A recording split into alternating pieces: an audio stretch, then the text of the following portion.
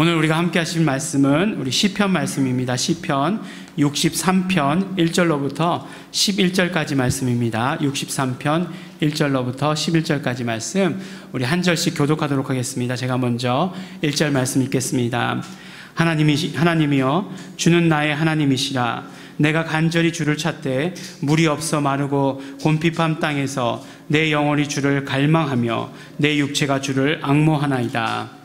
내가 주의 권능과 영광을 보려 하여 이와 같이 성소에서 주를 바라보았나이다. 주의 인자가 생명보다 나음으로 내 입술이 주를 찬양할 것이라. 이러므로 내 평생에 주를 송축하며 주의 이름을 인하여 내 손을 들리이다. 골수와 기름진 것을 먹음과 같이 내 영혼이 만족할 것이라. 내 입이 기쁜 입술로 주를 찬송하되 내가 나의 침상에서 주를 기억하며 밤중에 주를 묵상할 때에도 하오리니 주는 나의 도움이 되셨음이라. 내가 주의 날개 그늘에서 즐거이 부르리이다.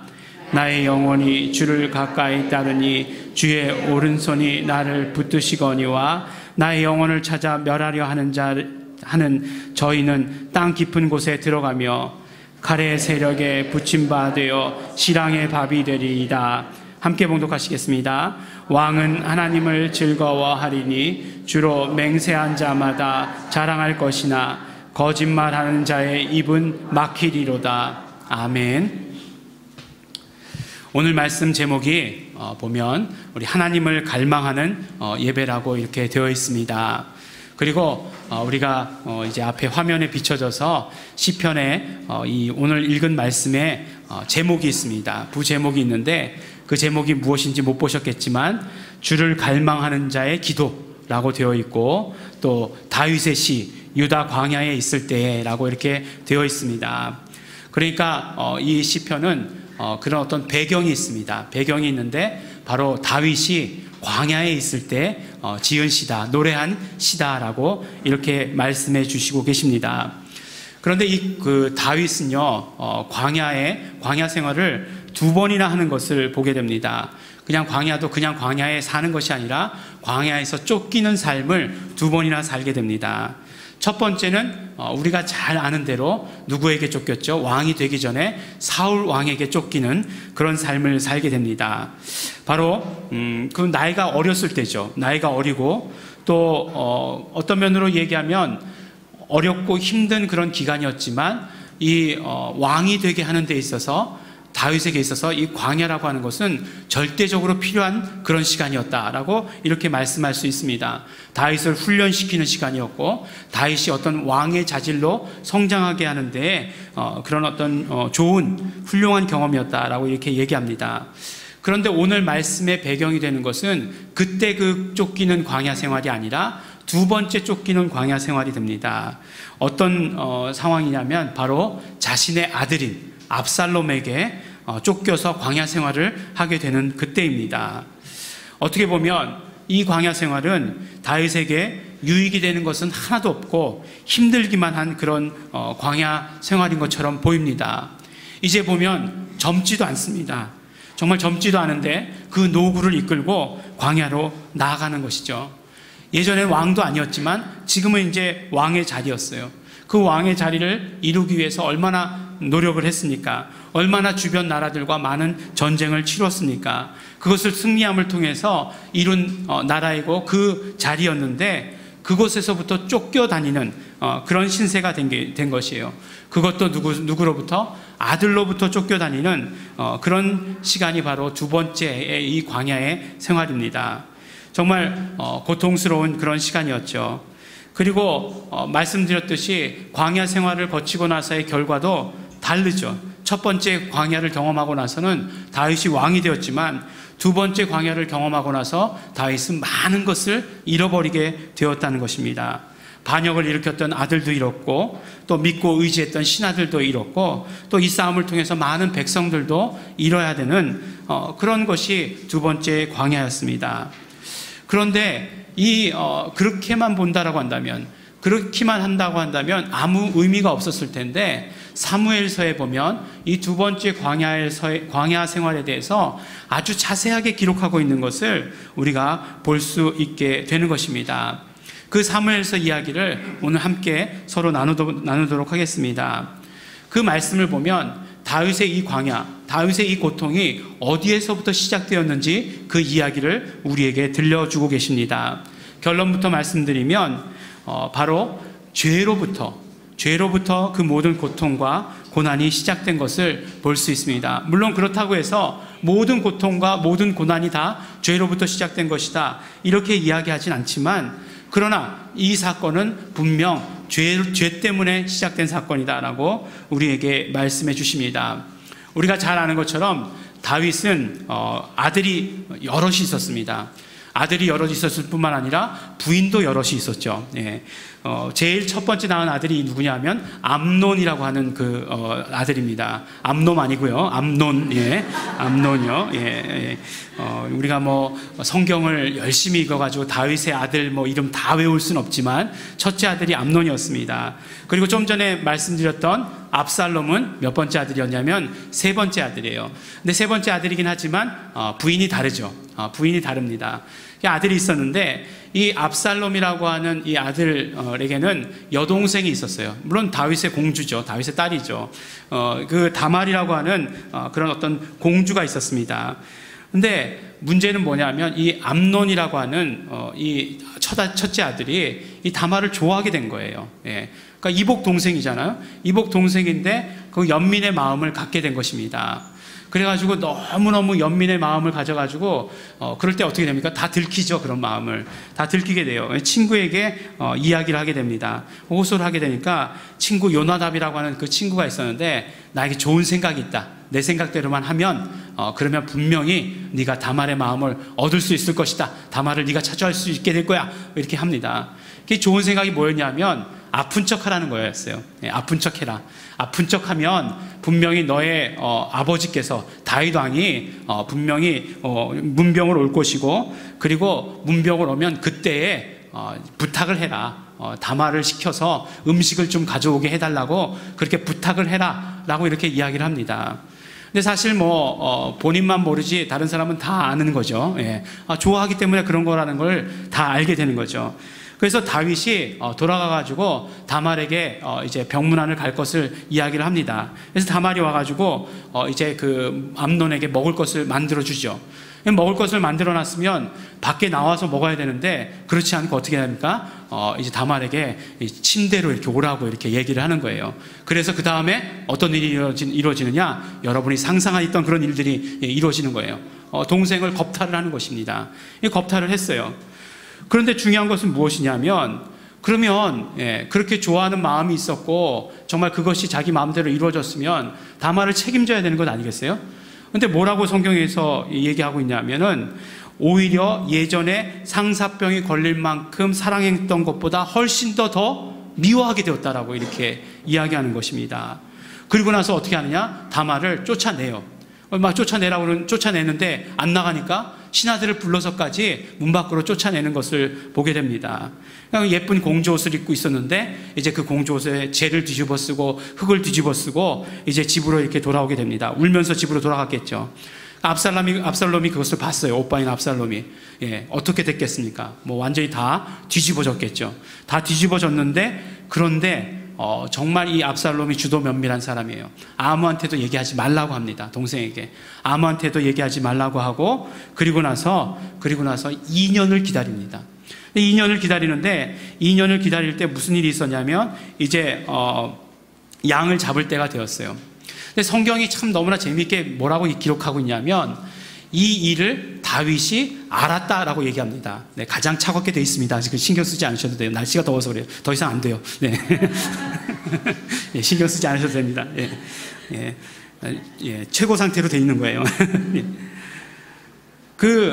다윗이 그 사실을 알았다는 거예요. 근데 알았음에도 불구하고 그것을 어떻게 처리하거나 그렇지 않았다는 거예요. 그냥 그대로 놔뒀다는 겁니다. 근데 이제 압살롬이 이제 양을 잡아서 털 깎을 때가 되어서 털 깎을 때가 되면 유목민족들은 잔치를 하는 거예요. 그래서 이제 잔치를 하는데 어떤 잔치를 하느냐? 다 모든 왕자들을 다 초대하고 다윗 왕도 초대했습니다. 그런데 중요한 것은요, 다윗 왕은 가지 않았어요. 다윗 왕은 가지 않았습니다. 그리고 아마도 뭔가 낌새를 찾기 때문에 안 갔겠죠. 근데 거기서 이제 어떤 일이 일어났느냐? 압살롬이 2년 전에 품었던 원한을 푸는 것이에요. 그곳에서 이제 암논이 이제 술을 마시고 기분 좋게 되었을 때 그때 어떻게 하느냐? 암논을 죽입니다. 근데 다윗은 그 소식을 듣고서 모든 아들이 다 죽었는 줄 알았어요. 그랬더니 그렇지는 않고 암논만 죽었다는 소식을 듣게 되는 것입니다. 그러니까 압살롬이 어떻게 되겠습니까? 압살롬이 예루살렘으로 돌아오지는 못하고 어머니의 고향인 구술이라고 하는 곳에 가서 그곳에 가서 지내게 됩니다. 그곳에서 몇 년을 지내게 되냐? 또 3년이라는 그런 시간을 보내게 되는 것이에요. 그러니까 3년이라는 시간이 흐르다 보니까 다윗도 이제 시간이 흐르니까 한 아들이 죽었다는 것도 잊어버리게 되었고 또 이상하게 또 압살롬도 보고 싶어지게 된 거예요. 성경에 보니까 압살롬에 대해서 이렇게 얘기할 때 압살롬이 굉장히 잘생겼다라고 이렇게 이야기를 합니다. 그 아름다움이 발끝에서부터 머리끝까지다 라고 이렇게 얘기하고 있고 머리를 자르면 그 머리를 자른 머리를 저울에 달면 200세겔이었다라고 이렇게 얘기합니다. 200세겔이 얼만큼 되겠습니까? 2kg나 된다고 머리를 자르면. 이 성경을 읽고 나서 저도 머리 자를 때 가만히 이렇게 제 머리 이렇게 자른 거 이렇게 봅니다. 그러면 한 200g 될까? 그러니까 성경에서 이야기하는 그 참 잘생긴 그 기준이 보니까 머리숱도 많고 머리털도 많고 그런 사람인 것 같아요. 어쨌든 이제 그렇게 잘나고 용모가 뛰어나고 잘생긴 사람이었다. 성경에서 잘생겼다라고 그러면 진짜 잘생긴 거예요. 여러분들 의심치 말아야 됩니다. 진짜 잘생긴 그런 사람이었던 것 같아요. 그러니까 다윗이 그 아들을 보고 싶은 마음이 생겼습니다. 근데 그 보고 싶은 마음을 누가 알았느냐? 다윗의 신하였던 군대 장관인 요압이라고 하는 장군이 있었는데 그 장군이 기가 막히게 다윗의 마음을 압니다. 그래가지고 계략을 세워서 이제 압살롬을 예루살렘으로 데리고 와요.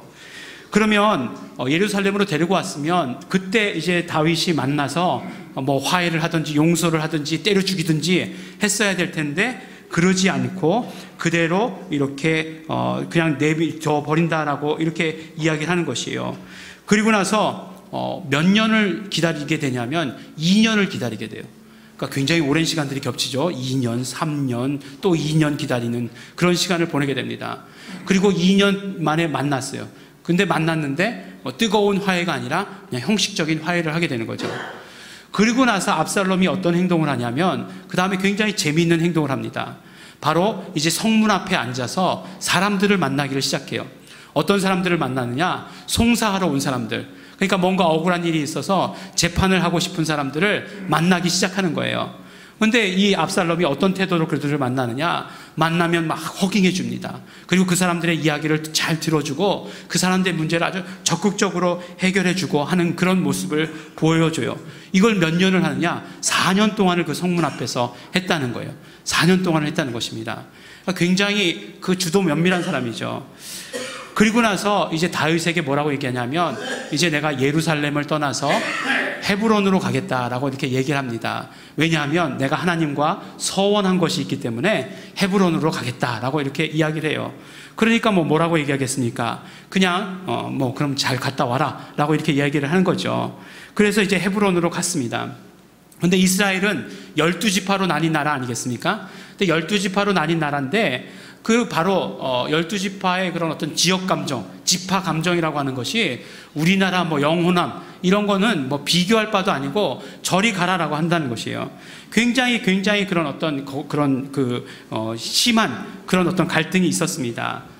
그리고 또한 헤브론이라고 하는 곳이 사실 예전에 중심지였어요. 예루살렘으로 다윗 왕조가 예루살렘으로 수도를 정하기 전에 헤브론이 중심지였습니다. 그러니까 중심지를 옮겼을 때 그것에 대해서 또 불만을 가졌던 사람들 있지 않겠어요? 이 4년이나 걸쳐서 이제 열심히 백성들의 마음을 얻기 위해서 노력하고 또 이제 헤브론에 가서 이제 결국 하는 일이 무엇이냐면 자기 자신을 왕으로 선포를 합니다. 그리고 왕국을 세운 것을 선포를 하게 돼요. 백성들의 마음을 훔쳤다라고 성경에서는 표현을 하면서 그렇게 이제 헤브론에서 왕조를 세우게 됩니다. 그리고 나서 한 일이 무엇이겠습니까? 헤브론에 왕조를 세웠으면 이제 그 다음 일은 이제 예루살렘으로 쳐들어가는 거죠. 예루살렘으로 쳐들어가서 다윗 왕을 이제 어떻게 처리하는 일이 남았을 뿐입니다. 근데 다윗이 그것을 들었어요. 다윗도 첩보가 있겠죠. 그래서 다 이야기를 듣고 그 다음에 어떻게 하느냐? 이제 도망을 가는 것입니다. 예루살렘을 버리고 이제 유대 광야로 이제 떠난 길을 나서게 되는 거죠. 그 길이 얼마나 고통스러운 길이었겠습니까? 처음에 말씀드리기를 다윗의 고통이 바로 죄로부터 시작되었다라고 이렇게 말씀을 드렸어요. 물론 지금 이제 그 모든 배경의 이야기를 다 들으면 이 죄는 다윗의 죄는 아닌 것 같이 보여요. 그렇죠? 다윗이 직접 범한 죄는 아닙니다. 처음 시작된 죄는 암논의 죄로부터 시작된 것이죠. 암논이 살인한 것은 아니었지만 정말 여동생을 탐한 그런 죄를 범했어요. 그리고 그것을 마음을 빼앗아 버리고 버린 그런 죄를 범했습니다. 그러고 나서 그 죄를 적절히 처리하지 않으니까 그 죄가 자라서 어떻게 됐느냐? 압살롬의 죄가 됐어요. 압살롬이 살인을 하는 그런 어떤 죄가 되었다는 것입니다. 죄가 죄를 부른 것이고 죄가 점점 더 커지게 된 것이에요. 그래서 또 압살롬의 그 살인죄가 어떻게 되었느냐? 반역의 죄가 되었다는 거예요. 반역해서 더 많은 사람들을 죽이고 더 많은 사람들을 힘들게 하는 그런 일들을 하게 되었다라고 한다는 것입니다. 바로 죄에 대해서 죄를 올바로 처리하지 않았을 때에 이루어지는 일에 대해서 우리에게 말씀해 주시는 것이에요.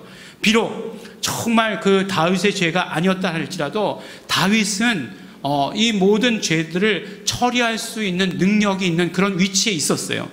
그러므로 처음에 어떤 그 암논의 죄가 있었을 때 그것에 대해서 잘 처리했어야 했습니다. 그 다음에 어떤 압살롬의 죄가 있었을 때 잘 처리했었어야 해요. 그런데 어떻게 합니까? 2년이란 시간, 3년이란 시간, 또 2년이란 시간, 4년이란 시간, 이 모든 시간들을 통해서 그 어떤 죄들을 온전히 처리하지 아니하고 방치하는 그런 모습을 보여주었다라고 한다는 것이에요. 우리가 잘 아는 대로, 성경에서 잘 아는 대로 누가복음 15장에 나오는 우리 탕자의 비유가 있습니다. 그때 그 아버지는 어떻게 됩니까? 돌아온 탕자를, 정말 모든 가산을 다 탕진하고 돌아온 아들을 받아주잖아요. 무슨 일이 있었든지 간에 용서하고 받아주잖아요. 만약에 그런 일이 있었다라고 한다면 압살롬에게서 정말 그런 지금과 같은 그런 어떤 비극적인 일들은 없었을 것이다라고 한다는 것이에요. 그를 맞이하기로 했을 때 그 4년 동안의 그 시간 가운데서도 정말 압살롬과 좋은 관계를 가졌다라고 한다면 그 죄들이 그렇게 눈덩이처럼 자라가지고 다윗 자신이 광야의 깃길을 걷게 하는 그런 고통을 가져다 주시는 일은 안 됐을 것이다라고 한다는 것입니다. 광야를 통해서 지금 확인하는 일이 뭡니까? 사람을 얻게 된 것이 아니에요.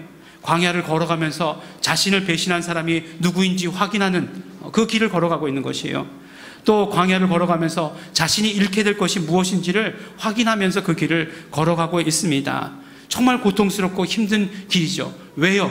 온전히 처리되지 않은 죄 때문에 그런 것입니다. 그런데 만약에 죄 지었으니까 벌 받는 것이다, 권선징악 이렇게 해가지고 성경의 이야기가 이대로 끝나버렸다라고 한다면 이것은 정말 아무런 의미 없는 옛날 이야기였을 것입니다. 그런데 이 두 번째 광야의 이야기를 통해서 우리에게 강력하게 들려주는 그런 어떤 메시지가 있어요. 그것을 우리는 다윗의 그 시편을 통해서, 광야에서 불렀던 노래를 통해서 확인할 수 있게 되는 것입니다.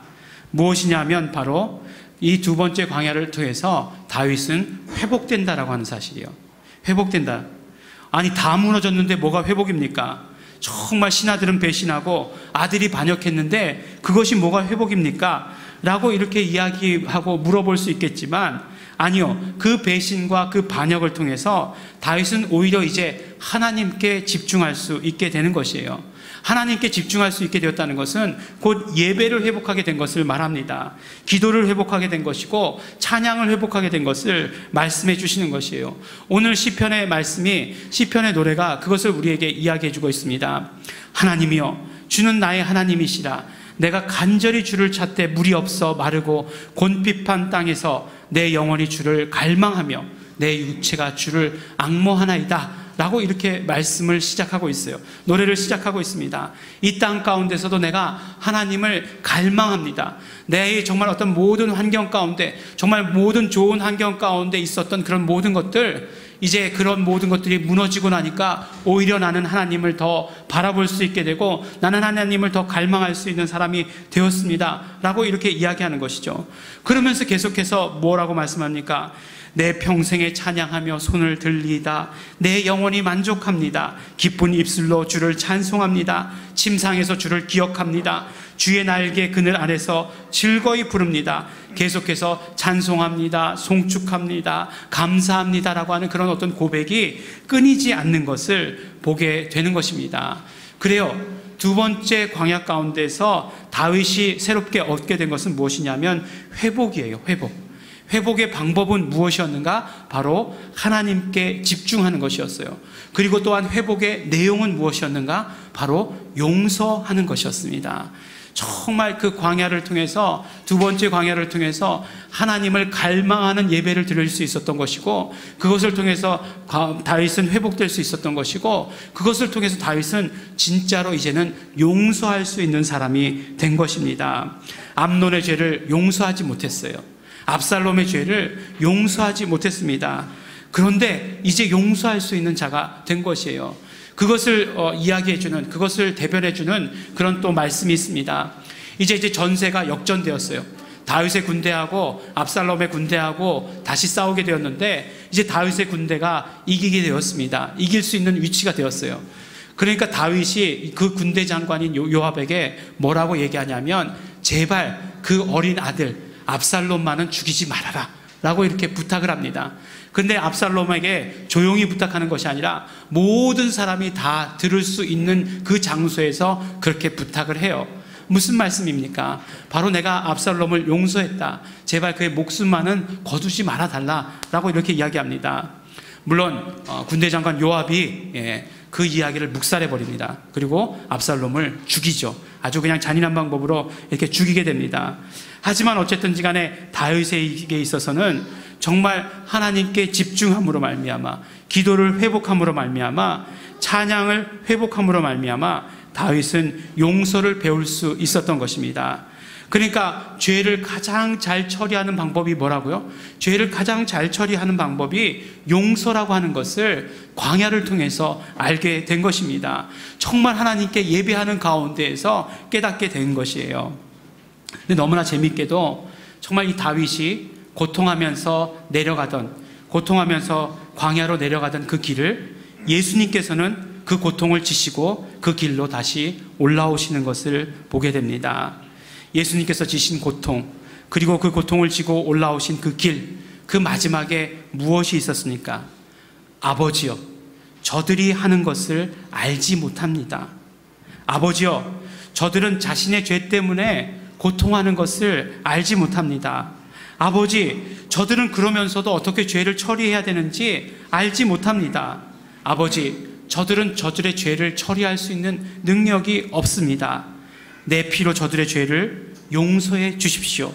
내 피로 저들의 죄를 처리할 수 있는 그런 능력을 저들에게 주십시오. 그래서 더 이상 죄에서 고통하지 않게 해주십시오.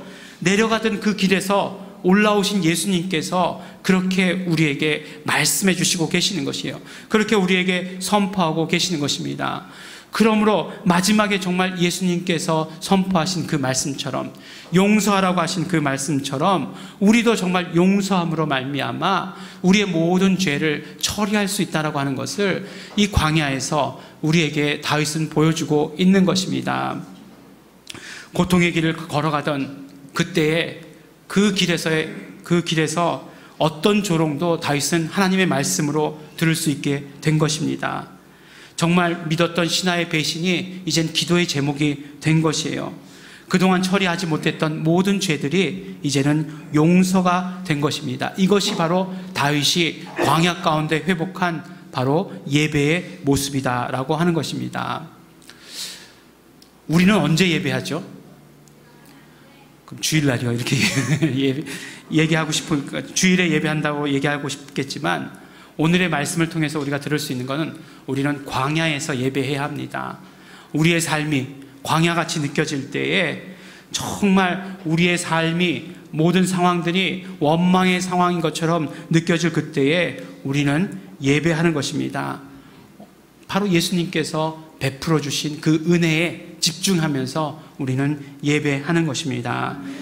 사랑하는 우리 예일중앙교회 성도 여러분, 다윗은 고통 중에 있을 때에, 광야 가운데 있을 때 예배를 회복했습니다. 용서를 예배 가운데 알게 되었습니다.